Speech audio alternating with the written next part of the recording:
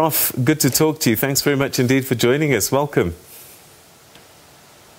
Yes, thank you very much. I haven't heard from you for a long time. Yes, it's been a while. Peter. How significant is it that Ethiopia will be ushering in a new period of governance with this new government for October? I hope there will be no more postponement, because as you notice, because of the coronavirus and also the political coronavirus, we have Ethiopia is suffering from 2 coronaviruses.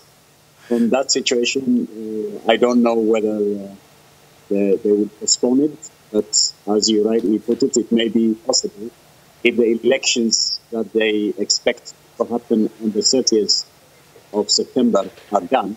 Then you're right. On October 4th, we could declare the new winner, the winning party, which is... All right. So help us understand, what elections were held in July? What elections you mean will help in... No, there were elections that happened in July, I believe, in the majority of constituencies. Yes. And you're saying there will be more elections in September, just before the October deadline. These other elections, are they part of the July elections that had to be delayed? Yes. No, they are the part of the July elections. There were something like a number of constituencies that were not included because of some problems, conflict and many things like that. For example, the Somali area, Harari area, there is also the southern part of Ethiopia. And of course, Tigray, it was not possible to do it because there was war. So there would be something like 410 votes have been won by the Prosperity Party. But they expect to have something like 500 to participate in the parliaments. So there will be still election for, and then there will be outcomes that we'll see. And then once that is finalized, then the government will officially be declared in October. Probably that's what it is. Yeah. All right. So whatever happens on the 30th of September is not going to change the outcome, which is Abiy Ahmed will become Prime Minister under the banner of his Prosperity Party. Yes, because already the number of votes he has already is very is a lot. It's 410 is a lot. If there is 500, 410 is really decisive victory. So already the Prosperity Party is victorious, but still, because there are certain other parties that may be also getting votes, so they wanted to make sure that all of them are represented. So they are now waiting for the time when a proper election can happen. For example, the expectation was to have done it on September 4th, but they couldn't do it because again there was still the conflicts and many of the challenges that were. So because of that, they postponed it until September 30. Now, I think on September 30, I hope it will happen. And I hope also before September 30, all this war between the Tigray People's Liberation Front and the federal government in Ethiopia will also will end. I hope the whole world should demand that this war should really be stopped. It's not good that it is continuing. I think it's very, very bad what's going on. It's now nearly 10 months since it started in last November.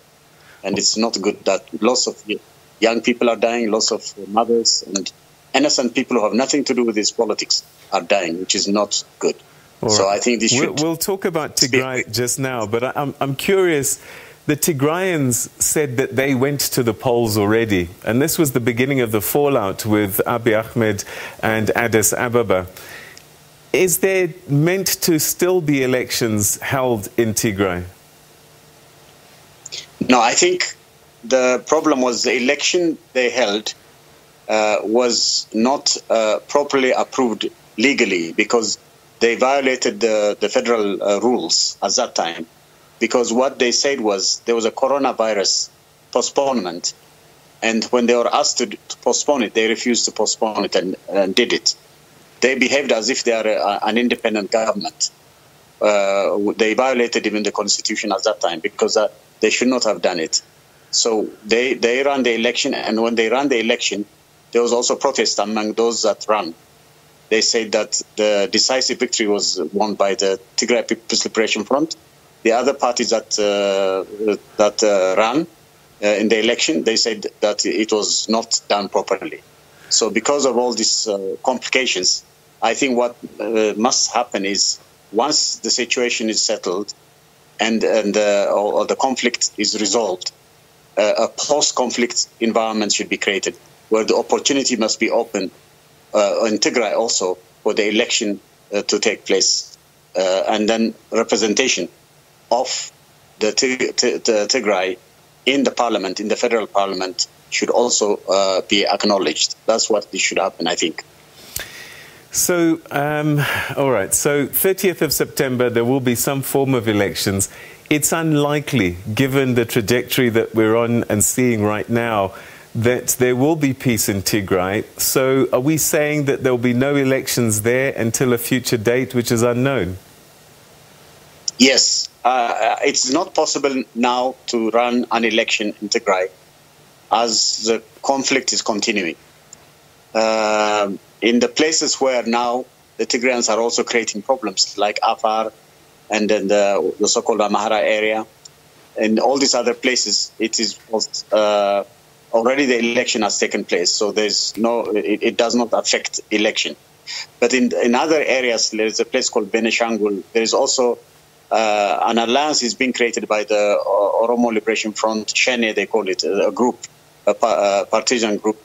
It is allying with them, and then there are areas in Western Walega, in Metekel, in Benishangul. In those areas also there is conflict. So that also is creating also complications also in terms of how people also represent themselves peacefully and with stability and security to come and join the normal behavior without any war and any conflict. So how will Addis Ababa deal with the Tigray conflict? Because it does seem that the Tigray People's Liberation Front enjoys quite a bit of support in that part of the country, and Addis Ababa is reluctant, does not want to work with the leadership of the TPLF. No, I think the issue is not the problem between Addis Ababa and Tigray. It's not like that. It's a problem with politicians. The politics in Ethiopia, as we have told you many times, is that it is ethnic-based politics. It's neo-apartheid politics. That politics is dangerous.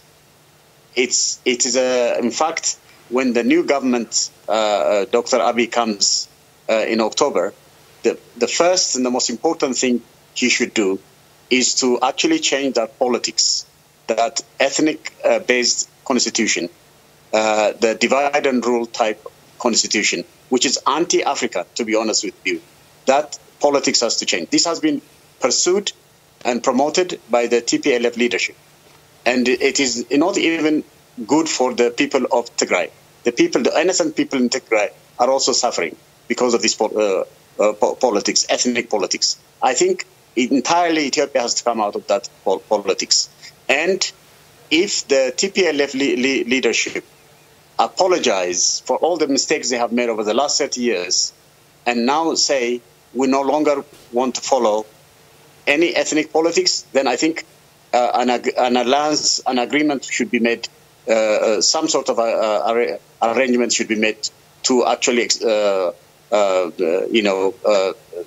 all the mistakes they made. I mean, some kind of, I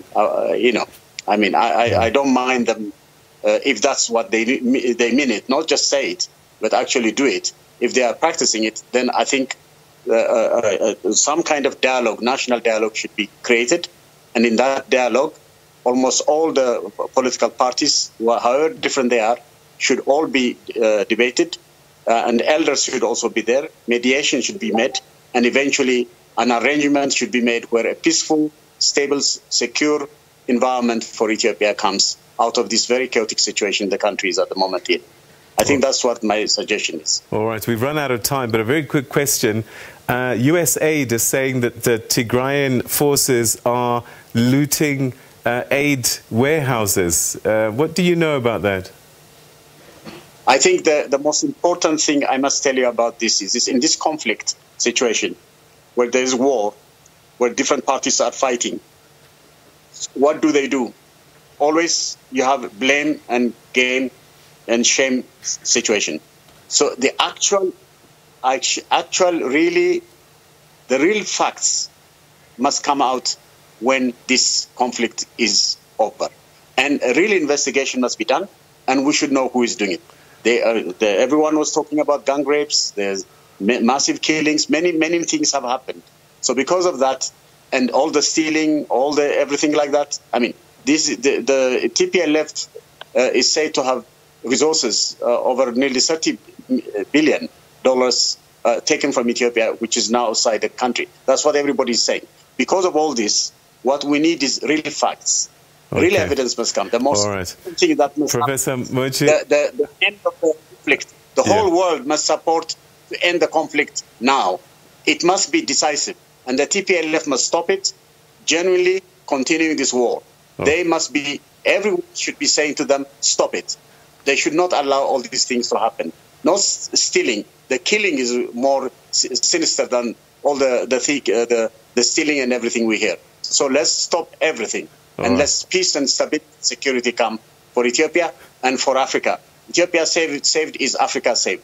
Please, all of us, all of you, join and support this very much. That's my suggestion. Professor Muchie, thank you so much indeed. Always a pleasure talking to you. Thank you. Thank you. All right, so that's the situation in Ethiopia.